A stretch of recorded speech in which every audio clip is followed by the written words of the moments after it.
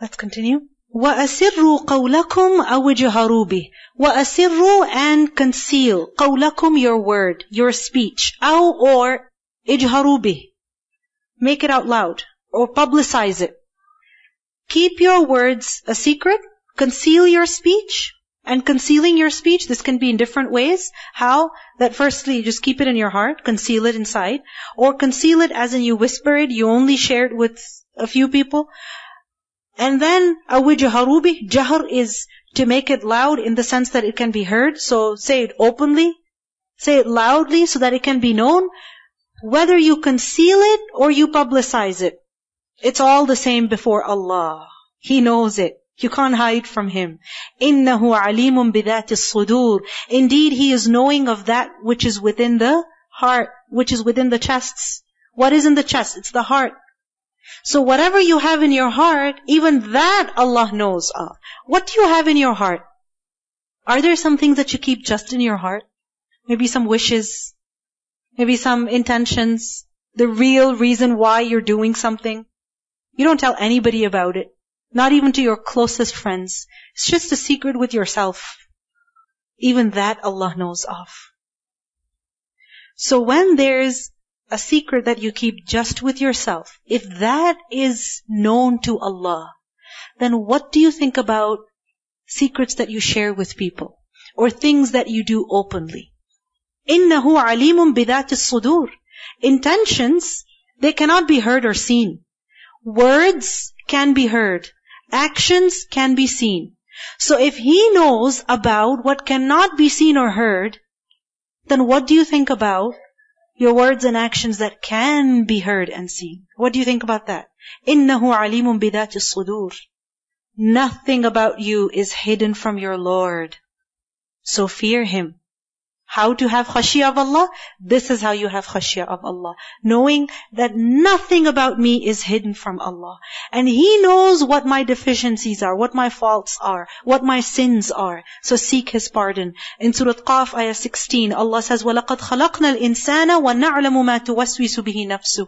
We know what his soul whispers to him. What you talk to yourself. The conversations you have only with yourself. You can't have them with even your best friend. You can't have them even with your mom. It's just too embarrassing, too weird. Allah knows about that. In Surah Taha, Ayat 7, Allah says, وَإِن تَجْهَرْ بِالْقَوْلِ فَإِنَّهُ يَعْلَمُ السِّرَّ وَأَخْفَى. If you publicize your words, Allah knows what is secret and what is even more hidden. How does He know? أَلَا يَعْلَمُ مَنْ خَلَقَ. أَلَا, does, la, not, ya'lamu, He knows. Would He not know? Who? Man khalaqa, the one who created. The one who created you. Shouldn't He know? Wouldn't He know? Of course He does. Because He's the creator. And He's not just the creator. وَهُوَ اللَّطِيفُ الْخَبِيرُ. He is al-Latif al-Khabir. Who is al-Latif? Al-Latif, from latafa, it has different meanings. Basically, it gives a meaning of to be very discreet. So, Al-Latif is the one who is aware of what is discreet, of what is hidden. We may be hiding it, but He is aware of it. Have you ever tried to hide things from people? Maybe not physical things, but maybe some ideas or some concepts or your intentions or your goals or whatever, your wishes. Have you tried to hide them from people? Have you? And then people try to get that out of you. So they ask you like a ton of questions and you're like, stop asking me. Right? We go to such great lengths to hide things. Allah is Al-Latif. He knows what we try to hide. Nothing's hidden from Him. Al-Khabir, the one who is aware. Khabir as in one who is aware of what is open. Because there are some things that we keep secret and there's other things that we publicize. We have no problem, no shame in publicizing them. So whether we keep it secret or we make it open, Allah is Al-Latif, so He knows what we hide. And He is Al-Khabir, He knows what we publicize. How? Because He is the Creator. He is Allah. In Surah Taha, Ayat 7, Allah says, وَإِن تَجْهَرْ بِالْقَوْلِ فَإِنَّهُ يَعْلَمُ السِّرَّ وَأَخْفَى. I mentioned this earlier also. You hide your word, Allah knows what is secret and what is more hidden. Do you have any doubts about Allah's knowledge, about Allah's power? Look at what Allah has created. Look at His mulk. هُوَ الَّذِي. He is the one who جَعَلَ لَكُمُ الْأَرْضَ. Same question, right? How do we develop khashya of Allah? This is how you develop the khashya of Allah. He is the one who has made for you the earth. How has He made it? Dhalul, tame. Dhal, lam, dhul, dhil. All the words from this root give the meaning of humility, being small. Right? So, dhalul is that which is tamed. That which is trained. Meaning taught to be obedient. Alright? There are two animals. One is a wild one and the other has been trained. It's tamed. Is there a difference? Huge difference. You tell the wild animal, you make a sound or something, any sound, it's just going to stare at you. No idea what you're saying. And the one who is trained, you give the command and it will run. It will do what you're telling it. So there's a huge difference. Allah has made the earth dhalulan, tamed, meaning humbled. Where? For you as in under your feet. It's amazing. We can walk on the earth. This earth, what does it have inside of it? What? Fire. So much energy, so much fire. So many things are going on inside it. And we can walk on it. We can drive on it. We can travel on it. We can sleep on it. We can sit on it. Dhalul. And in this ayah, we see that the earth is portrayed as a creature, like an animal, because the shoulders are mentioned later. So here, the earth has been tamed so that you can live on it. You can make your homes on it. You can walk on it. فَامْشُوا فِي مَنَاكِبِهَا. So walk on its shoulders. Manakib is a plural of mankib, and mankib is shoulder. And mankib is also used for the side of anything, because we've got two shoulders, right? They're like our sides. So, mankib is also used for the side of something. It is said, sirna fi mankib min al-ard. That we journeyed along a side of the land. So, manakibiha, ha as in the earth, its manakib, the earth's manakib, the earth's sides. What does that mean? Its roads, or its elevated places, or its slopes. Some have said that what this means is the earth is round, because it's manakib, right? They have used this word to prove that the earth is round. Okay? Because, you walk on its sides as in it's continuous. It slopes. So just like your shoulder goes down, so the earth is constantly, no matter how much you walk on it, it's going down, as in it's round. Okay? So they have interpreted it like that. But classically, manakib has been interpreted as mountains, slopes, uplands, elevated places. What does this mean? You can go anywhere on earth. High lands, low lands. You can walk on the shoulders of the earth. This is how tamed it is. For example, there's a horse and you're riding it. Can you sit on its neck? No way. You can't. Cats. You can pet them, but have you tried grabbing their tails? Do they allow you to do that? No way. You can hold it, you can cuddle with it, you grab its tail, it's going to give you that look. It's going to try to release its tail. Isn't it? It's been with you since it was a kitten. The only human faces it's seen is your family and the vet. That's it. It trusts you. But it will not allow you to grab its tail. How is the earth? You can walk on its shoulders. You see the message here. If you can walk on somebody's shoulders, you can sit on their shoulders, what does it mean? What does it mean? You can do anything with them. فَامْشُوا فِي مَنَاكِبِهَا. You can do anything on earth. You have so much freedom that Allah has given you. This earth, Allah has created it subservient to you. وَكُلُوا مِن رِزْقِهِ. And eat from its provision. Meaning your food also comes from where? Where does it come from? From the earth. وَإِلَيْهِ النُّشُورِ. And to Him, to Allah, is the resurrection. From where? From your graves. When you will die and go into this earth, and this earth will consume you, it will eat you up, then you will come out of the earth on the Day of Judgment. So this earth is like a creature under your feet. You live on it. You travel on it. You do what you want on it. It's highlands and it's lowlands. You eat from it. And then when you die, you go back into it. And on the Day of Judgment, you will come out of it. أَلَمْ نَجْعَلِ الْأَرْضَ كِفَاتًا أَحْيَاءً وَأَمْوَاتًا. It's like a container for the living and the dead. You're on the earth, and what's above you? The sky. Allah says, أَأَمِنْتُمْ. Here you are walking so freely, walking on the shoulders of the earth. But do you realize there is someone above you? How can you feel secure from Him? Just the other day I was with somebody in a store and there were these music videos playing on big screens. Okay, and they said that how tolerant is Allah? That Allah has given so much freedom to man that act like crazy and do the most degrading things and scream and shout and dress and dance however you wish. And Allah does not approve of it. How tolerant is Allah? Isn't that amazing? How tolerant our Lord is. So we are reminded here, أَأَمِنْتُمْ. Here you are on earth, but do you feel secure that مَنْ فِي السَّمَاءِ, that the one in the sky, meaning Allah subhanahu wa ta'ala, and remember sky, sama is used for that which is above you. Allah is above us. He's above His throne. عَلَى الْعَرْشِ. So, أَأَمِنْتُمْ مَنْ فِي السَّمَاءِ. Do you feel secure that the one who is in the heaven, أَن يَخْسِفَ بِكُمُ الْأَرْضِ, that He can cause the earth to swallow you?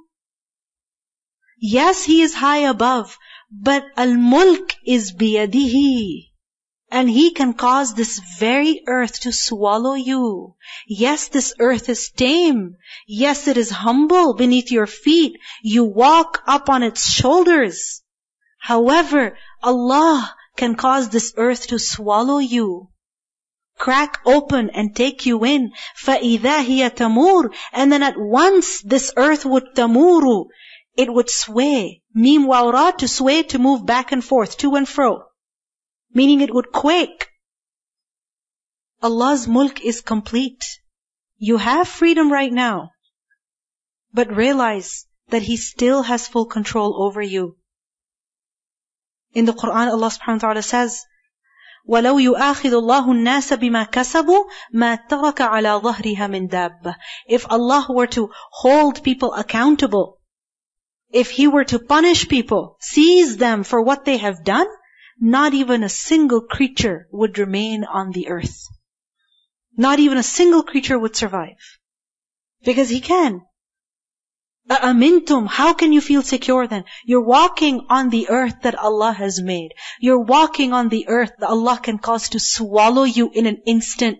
So how can you walk and sin and disobey Him at the same time? You want to know how to have fear of Allah? Know that this earth beneath your feet can split open any second. وَالْعِيَاذُ بِاللَّهِ. The Prophet ﷺ, he would always make this dua in the evening and in the morning. Allahumma inni as'aluka al-afiyata fi dunya wal-akhirah. Oh Allah, I ask you for safety and well-being in this world and the hereafter. Allahumma inni as'aluka al-afwa wal-afiyah. Oh Allah, I ask you for pardon and safety and well-being. Fi dini wa dunyaya. Regarding my religion and my world. Wa ahli wa mali. My family and my wealth. Allahumma astur awrati wa amir rawati. Oh Allah, conceal my faults and calm my fears. Allahumma ahfadhni min bayni yadayya. Oh Allah, protect me from bayni yadayya, from in front of me. Wa min khalfi, and from behind me. Wa an yamini, and from my right. Wa an shimali, and my left. Wa min fawqi, and above me. Wa a'udhu bi 'azamatika an ughtala min tahti. And I seek your protection that I should slip from under me.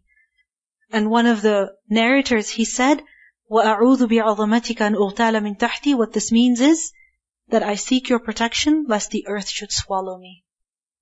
Don't have the earth break open beneath my feet and swallow me. أَأَمِنْتُمْ مَنْ فِي السَّمَاءِ أَنْ يَخْسِفَ بِكُمُ الْأَرْضَ فَإِذَا هِيَ تَمُورُ أَمْ أَمِنْتُمْ, or do you feel secure that مَنْ فِي السَّمَاءِ, that the one who's in the sky, أَنْ يُرْسِلَ عَلَيْكُمْ حَاصِبًا, that he could send upon you a shower of stones. Hasib, a wind that is very severe, furious, that picks up stones, hasab, and throws them. Do you feel secure that He who is in the heaven would not send against you a storm of stones? Is He not able to do that? Is He not able to do that? He is, because بِيَدِهِ الْمُلْك. فَسَتَعْلَمُونَ كَيْفَ نَذِيرٌ. Then you would know how severe was my warning. You want to know how to have khashiyah of Allah? This is how you have khashiyah of Allah. Realize that the sky belongs to Allah, the earth belongs to Allah. And what am I compared to the sky and the earth? So tiny, so unable, so weak. In a second, I can be finished. From beneath my feet or from above me.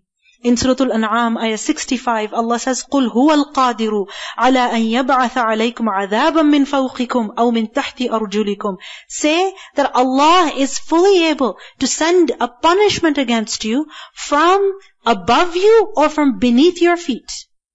He can do that. So why do you not fear Him? وَلَقَدْ كَذَّبَ الَّذِينَ مِن قَبْلِهِمْ. Need more convincing?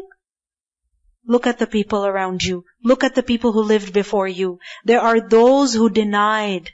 وَلَقَدْ كَذَّبَ الَّذِينَ مِن قَبْلِهِمْ. And certainly the people before them denied. فَكَيْفَ كَانَ نَكِيرٌ. So how terrible was my reproach?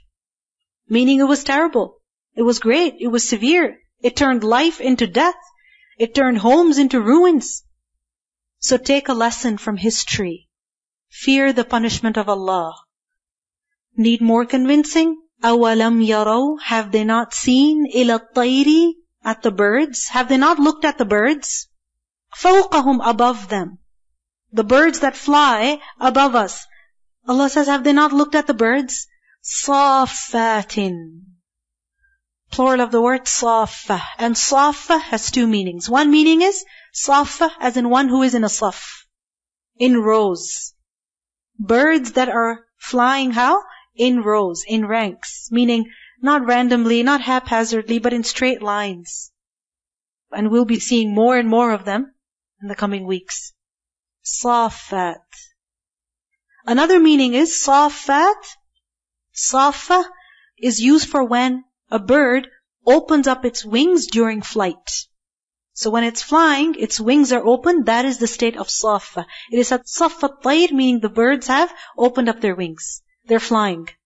So Safatin, meaning the birds, how are they above you? How are they flying? With their wings open or in rows. Then what happens? وَيَقْبِضْنَ. And they close them. Close what? They close the wings. Meaning they open the wings and then they close them. That's how they fly, right? Open and close. But notice something. Safat is a noun. And yaqbidna is a verb. Isn't it?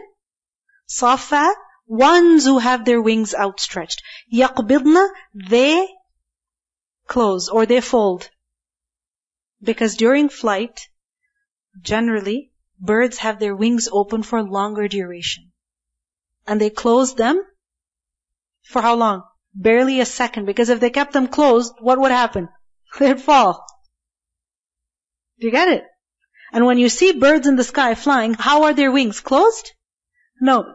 Are they closed like they are when they're sitting in a tree or on the ground or something? No. Their wings are open. So Safat, they're open for longer compared to being closed. But they do close them for those brief moments. They bring their wings close to themselves. They fold them for those brief moments. But then what happens? Do they fall? No, they don't. مَا يُمْسِكُهُنَّ إِلَّا الرَّحْمَنُ. Ma, not. يُمْسِكُهُنَّ. He keeps them? He holds them. Meaning He holds them in the sky, not letting them fall. Who does that? Illa Ar-Rahman. None does that except Ar-Rahman, the most merciful. This is Allah's mercy. Because according to the rules of gravity, as soon as the wings are folded, the bird should fall. It should, right? But it doesn't. Who keeps it from falling? Allah does. إِنَّهُ بِكُلِّ شَيْءٍ بَصِيرٍ. Indeed, He is over all things seeing. You remember the name Al-Latif we learned? One meaning of Al-Latif is the one who is aware of even the most discreet things. And Al-Latif, another meaning is that the one who shows favors and kindness in ways that servants do not even know. In such a discreet way, we are receiving Allah's blessings that we don't even know. I mean, the way things happen, for example, for these birds, they should be falling, dropping from the sky. But they don't. He is Al-Latif, He is the most kind. He is Ar-Rahman. And with us also, He is merciful. He watches everything. In Surah Al-Nahl, Ayah 79, Allah says, أَلَمْ يَرَوْا إِلَى الطَّيْرِ مُسَخَّرَاتٍ فِي جَوِّ السَّمَاءِ مَا يُمْسِكُهُنَّ إِلَّا اللَّهِ. Who holds them but Allah? Allah subhanahu wa ta'ala does.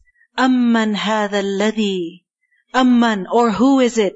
Hada is this. Alladhi, the one who. Meaning, who is it? Who? Huwa jundul lakum. Who could be an army for you. What is that army that you could have that would yansurukum min dun ar-Rahman? That could help you against ar-Rahman.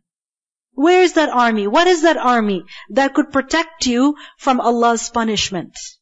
What do you have to protect yourself? What is that army? Look at it. Amman hadha.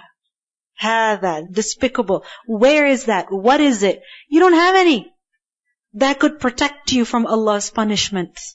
And if you think you are safe from Allah's punishment, from Allah's grasp, then inil kafiruna illa fi ghurur.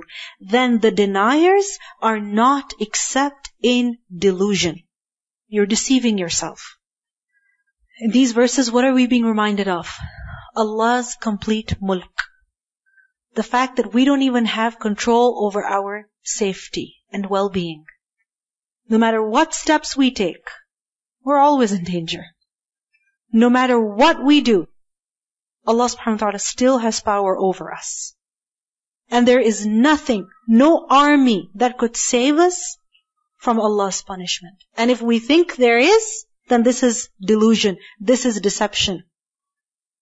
So then who is the intelligent person?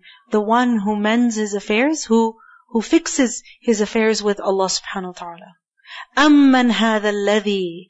Amman, or who? Hadha is that. Alladhi, the one who. Yarzuqukum, He provides you. Who is it that could provide you? In amsaka rizqah. If He withheld His provision. If Allah decided that He was not going to give you any provision anymore, who could provide you? Who could give you? Where could you eat from? Where could you get provision from? In amsaka rizqah. If He withheld His provision, don't you see your dependency on Allah? You think you can run away? You think you don't need Him? Bal lajju. Bal, rather, lajju. They have persisted. Lam, jim, jim. Lajaj is to persist upon something, to become stubborn, unyielding. So, bal lajju, they have persisted fi utuwin, in insolence, wa nufur, and in aversion. What is utub? Utub is disobedience. But what kind of disobedience? With pride? Like daring to disobey. Like very daring. When a person has the audacity to disobey without any shame, without any fear, without any guilt, this is utub. And nufur, nun fara, aversion. When you dislike something, and when you dislike it, you avoid it, you run away from it. So they have persisted in utub, in disobedience, with pride, and they have persisted in nufur, in aversion, running away from the truth, avoiding it. This is what many people do. If you look at these verses, what are we being reminded of? Allah is the Malik. We are the Mamluk. And then it's demonstrated over here that how weak we are. And finally it is said that who could provide you if Allah withholds His provision? But the way of people, how is it? That despite all warnings, they are very arrogant. So they don't believe. They're not even interested in believing. They don't even want to hear. They just increase in nufur, in running away. Specifically what is mentioned in this ayah of the fact that Allah can withhold His provision. What does that mean? Some have said that this means that if He withholds rain, then where would you get rain from? Now, we see that when there is no rain, yes, there are consequences, right? But what do people do? They get water from somewhere else, through irrigation or whatever. And yes, it's not the same. But people still survive. They still make do. But the Prophet ﷺ said, famine would not break out because of drought. That just because there is no rain doesn't mean that there will be famine. There will be no food. But there would be famine despite heavy rainfall. Why? Because nothing would grow from the earth. Nothing would grow from the earth. So just because we have the water, and just because we have the land, and just because we have the seeds, does not mean that we will have provision. That's not necessary. There can be different reasons because of which people can be deprived of rizq. Different reasons. With rain.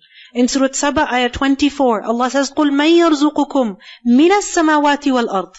Who is it that provides you from the skies and from the earth? Whether it's rain that's coming down or plants that are growing from the earth. Who makes that happen? Who makes that happen? Allah does. So if He makes it happen, He can also stop that from happening. Because بِيَدِهِ الْمُلْك. In His hand is the dominion, full control. So now, we are given two options. A comparison is made between the one who realizes he is in Allah's mulk. So he is fearful of Allah. And he lives life conscious of Allah. And then there's another person who's just lost in himself. He's just giving in to his temptation.